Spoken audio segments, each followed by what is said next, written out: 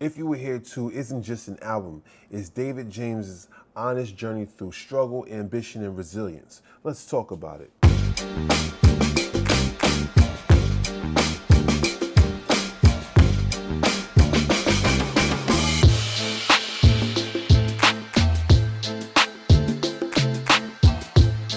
What's going on, everybody? It's your man Lighthouse, and you're now tuned into another episode of Everything for Everybody. And today we'll be talking about David Jame's If You Were Here Too album. I found out about David Jame in 2023 at a Chinatown Sound event, and I've been tapped in ever since then. He's released numerous projects, and they've all been substantially amazing bodies of work. With his latest drop, I felt I wanted to get to know the man. So I did a phone interview with him recently to discuss music and his perspective of music going into this album. When I got on the line with David Jame, the conversation immediately felt like a trip through hip-hop's past, present, and possible future. He's not just another Bronx MC putting bars over beats. He's a student of the craft and an architect of world building, and an artist who wants his music to live longer than the moment. David's journey started early. By 9 years old, he was already rapping. By the time MySpace was peaking, he had his first tracks floating around online. Inspired by his peers, rap became less of a pastime and more of a calling. What started as lunchroom rhymes turned into an art form he couldn't let go. When asked who his music would pair well with in a Spotify playlist, he answered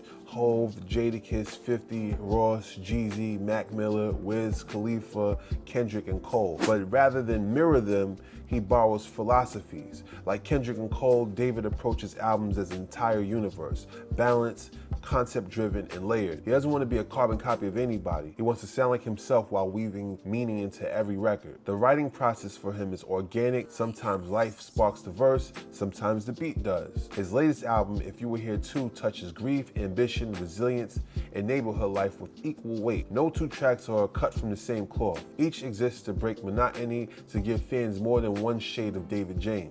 His goal is straightforward: speak to the youth, motivate the restless, inspire those chasing more, and he balances every subject matter with joints you can vibe to, staying consistent rather than chasing perfection. Even with under 10K followers right now, his focus is on building something sustainable, which is very important in today's music landscape, in my honest opinion. On this album, he expands outward creatively, experimenting with flows, beats, and approaches that he hadn't done before. He fights the tug-of-war between perfectionism and productivity, but leans into structure, cover art, rollout, release dates, handled with intent before the first listener even presses play. Where much of the underground thrives on free-flow spontaneity, David Jame is deliberate. His strength is lyricism and concept, reviving a time where rap songs had clear arcs, messages, and purpose. He wants you to walk away with more than a catchy hook. He wants you to carry a line with you and take something away from his songs. David Jame is already deep into his next solo project, aiming for 3 projects this year. Beyond that, there's Yetiside, his collective of Bronx brethren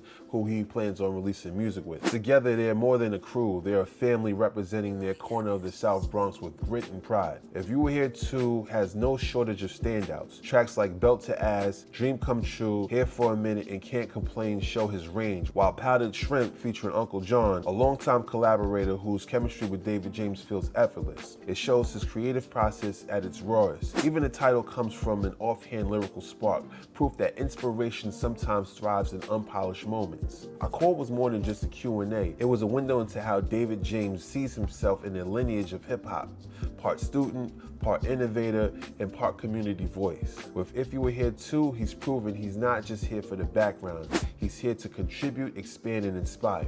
That's my time, y'all. Thank you for watching another episode of Everything for Everybody. Make sure to go back and check the previous episodes so you can get caught up on everything I've been talking about this year. You know, this has been an excellent year for music and hip-hop specifically.